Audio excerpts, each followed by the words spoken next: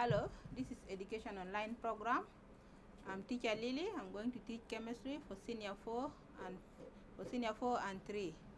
So today we are going to have water of crystallization. So someone may wonder, what is this water of crystallization? So this is water being trapped or being attached to a structure of a salt. So there are those compounds that are known as hydrated sodium carbonate. For example, we can have hydrated copper sulfate. These are known as water of crystallization. The hydrated part there is known as the water of crystallization. So because it is attached into the crystals, so there are those compounds that are having the behavior of forming crystals. So in crystals you can have water being attached or water molecules being attached into the crystals, but it doesn't have anything to do with the wetness of the solution, or you may think that it is in aqueous form. No, but if you have a compound called crystal, it means it is in solid form. So we need to remember that water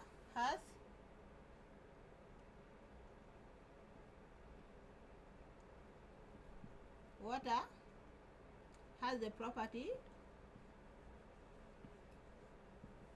of doing what? Of uniting or trapping itself, of uniting with structure,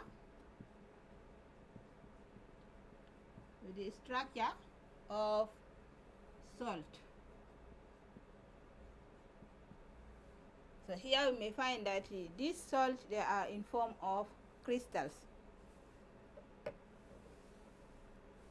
So what is this crystals may look like, or how does this water of crystallization may look like? So as I said, that there are hydrated copper sulfate, or you can have hydrated sodium carbonate. So you can have sodium carbonate, then you can have the molecules of water. You can have even 2, or you can have 5, 6, depends on how much water molecules that has trapped or united with the structure of sodium carbonate. So this one is known as the crystal. So a salt associates with water of crystallization, and it is known as hydrated. So when water associates with salt, this is the salt we are talking about, sodium carbonate. So when you have water molecules being attached to it, then we can call it water of crystallization. And or in another way, you can say that they are, or it is hydrated. So that is why we call this one as hydrated sodium carbonate. So it means there is molecules of water being attached to the crystals of sodium carbonate, or to the salt of sodium carbonate. So water of crystallization, how do we determine this water of crystallization? We determine it through a process or application known as thermogravimetric. So we shall have thermogravimetric is an application for determining the water of crystallization. So we have thermogravimetric analysis. So this is what we use for determining the water of crystallization. So here also we have to remember that it has nothing to do with the substance being wet. As I said before, that it has nothing to do with something as any compound or substance being wet. If we said hydrated, it doesn't mean that it is wet or it is aqueous. No, but it has a water molecule being trapped, or it is a compound of water being put next to the structure of the salt. So the water of crystallization is generally represented in chemical formula, as I've already put here. You can have it in chemical formula in this way. So there are those compounds, for example, like the water of crystallization of sodium carbonate, or you can have water of crystallization of calcium sulfate. So also we have to remember that there is what is known as Paris plaster. So this Paris plaster is made out of the water of hydrated calcium sulfate. So we have come across this Paris plaster. So if we said Paris plaster, we mean copper, calcium sulfate, and it has 2 molecules of water. So we call this one as hydrated copper sulfate. So this Paris plaster is made out of copper sulfate with the 2 molecules, or hydrated copper sulfate. So you can say that the copper sulfate can be heated. Copper sulfate hydrated. We can heat it to remove 1/2 of this water molecule. Then we can have calcium sulfate, half of this water. So this is exactly what we call the Paris plaster. So what is this Paris plaster? This Paris plaster is used by doctors. For example, if there is a fracture of the bones, they can use it to plaster the hands, or you can have it so at least to hold the bones together, or to keep it for some time, at least to come back to the normal situation. So if there is fracture, or if there is any accident and the person or the people got broken on the legs or hand, we can use what is known as the Paris plaster for plastering the bones on the hand in order to keep it as the first, or in the first uses. So we call this one as Paris plaster. So we got it from the water of crystallization of calcium sulfate with 2 molecules of water, and when we heat this one, we can have calcium sulfate plus half molecules of water. So it means we have removed 1.5 water molecules from the actual gemstone. We call this one as gemstone. We call this one, the name is called gemstone, and gemstone here is calcium sulfate and then 2 molecules of water. So also you can get the percentage of this water of crystallization through what is known as the titration process. That is why we have this water of crystallization during our titration part, because we have some compounds that are having water being attached to it, and we need to know the molecules of the water that has been attached. It means if you have a solid form of your compound, for example, calcium sulfate, and we need to know how much of these molecules of water being trapped inside this crystal of calcium sulfate, then we have to get it through the titration process. So after doing the thermogravimetric analysis, then we can get the molecules of water that has been dropped into the water of crystallization. So how do we determine this? We have to determine, for example, you can be given an experimental example.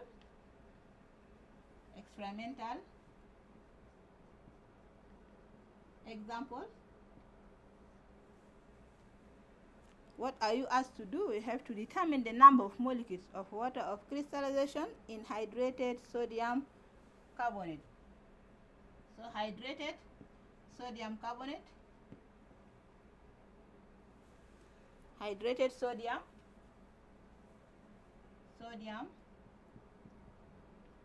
carbonate.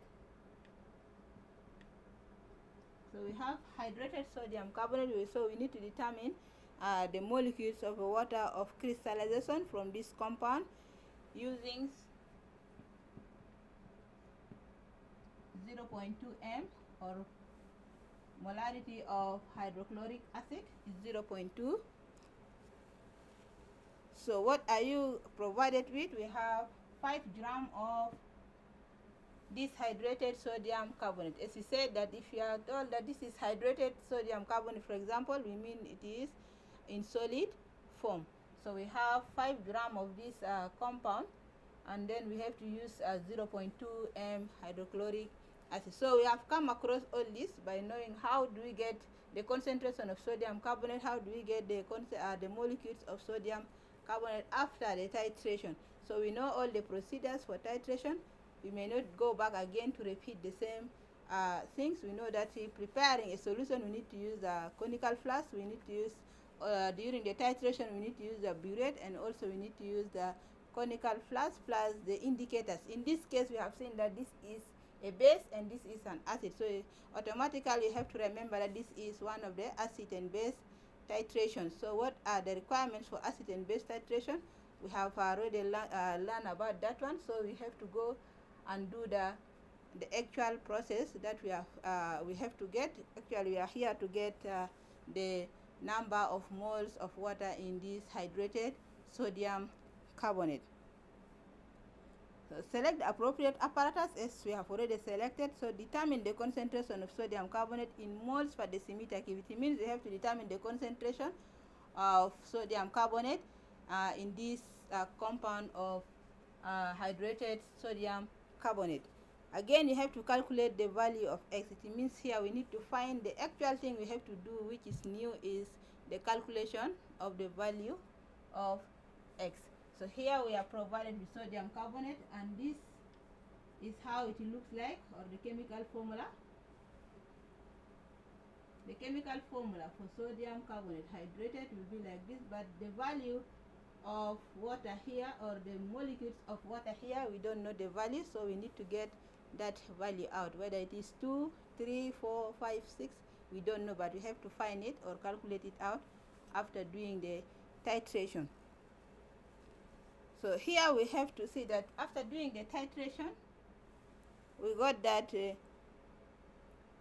is 0.0235 moles of sodium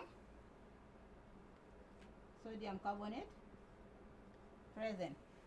So after getting the concentration of sodium carbonate and getting the moles, we have come across that there is 0.0235 moles of sodium carbonate that reacted during the titration.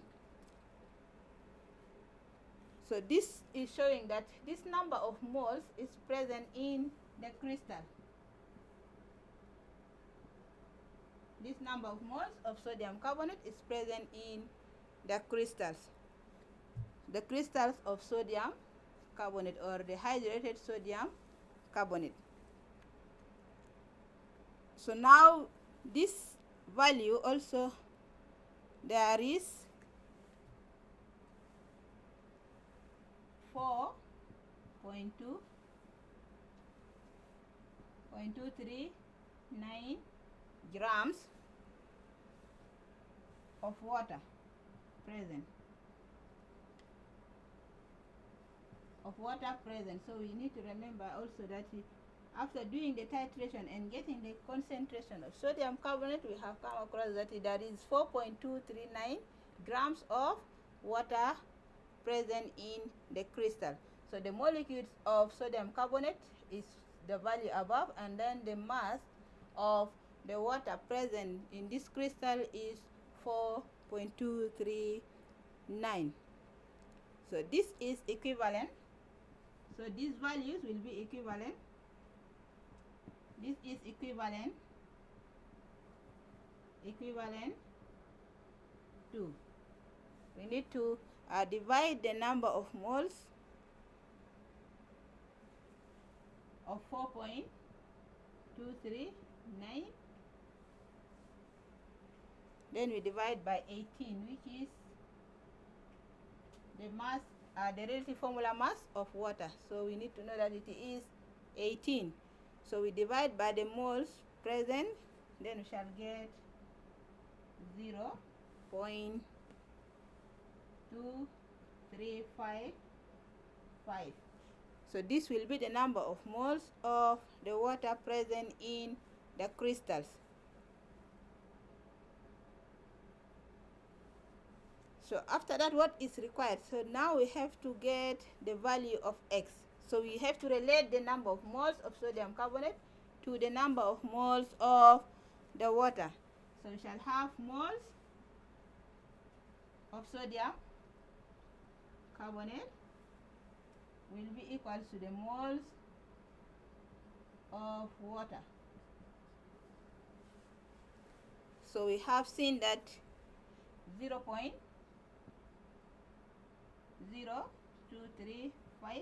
is the moles of sodium carbonate in the crystal, and then we have 0.2355 moles of water present in the crystals. So we shall have to do the same thing by saying that in the formula we shall see that there is one molecule of sodium carbonate, then it's equal, or it is equivalent to 10 molecules of the water. So we have to remember that this is 0, so here we have 0.023, which is almost the same. We shall have 1 ratio of the sodium carbonate equivalent or to 10 of sodium of water molecules present in the crystal. At the end we shall say that X will be equals to 10. So in this case we got the value of X in this water of crystallization, which means that when we are representing this water of crystallization, we have to remember that sodium carbonate, then we have dot, and then we put 10 molecules of water. So the value of X here is 10. It means there is 10 molecules of water in this salt of sodium carbonate. So in this way we call it as hydrated sodium carbonate. So this is how we get the value of X whenever you are given a hydrated sodium carbonate or any other hydrated compound. You have to get X value. Then this is the procedure we need to follow. First of all, you need to do the titration process as we have known how to do it. Then we get the number of moles that reacted, of the salt that reacted with the acid, and then we have to get the concentration. After that we calculate or find out the value of X. So what else are we required to know today? We have to know that we are doing all this. We are learning all about this titration in order for us to know that titration is very important in our user life or in our daily life. So what is the application, or what are the applications of titrations? So titration, so we have application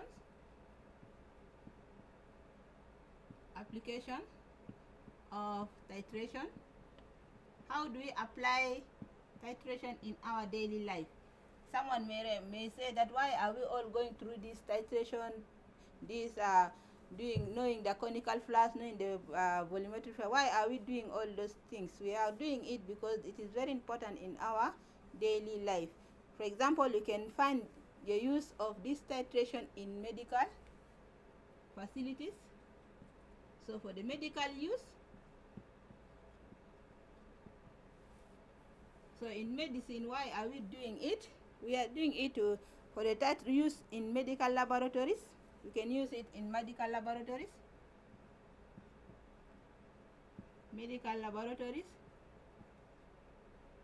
So here in medical laboratories, what are we required to do with it? We have to determine, for example, in some clinics whereby you are asked to get some substances in the urine or in the blood, we have to do it through the titration.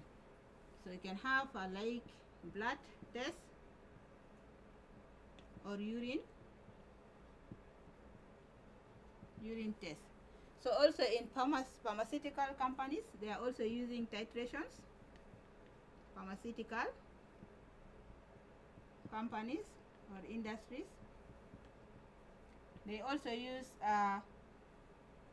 this titration. What are they using it for? They are using it to determine the concentration of drugs they wanted to manufacture. So you shall have the concentrations of drugs will be determined through the titration. Drugs determinations.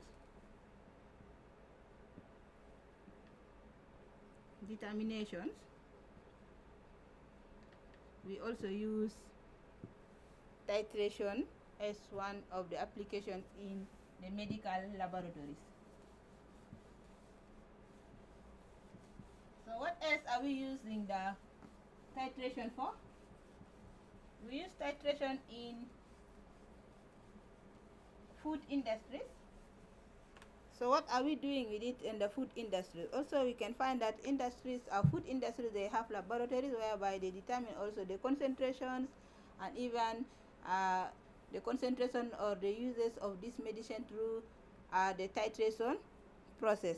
So in food industry, we can also use titration. Food industry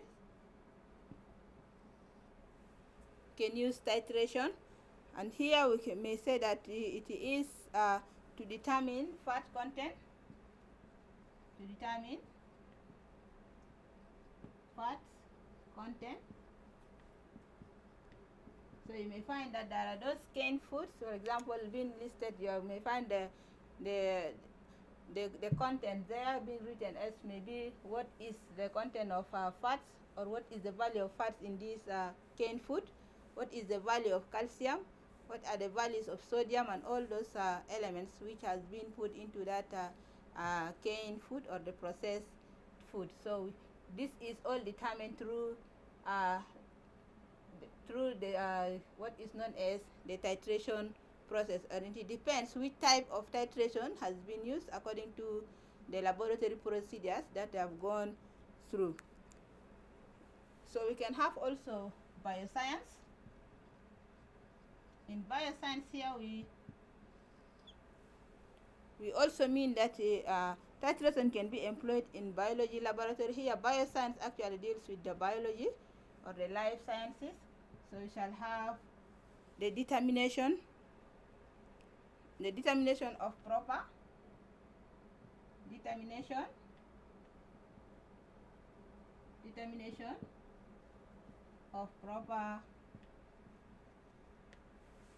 determination of proper concentration of chemicals,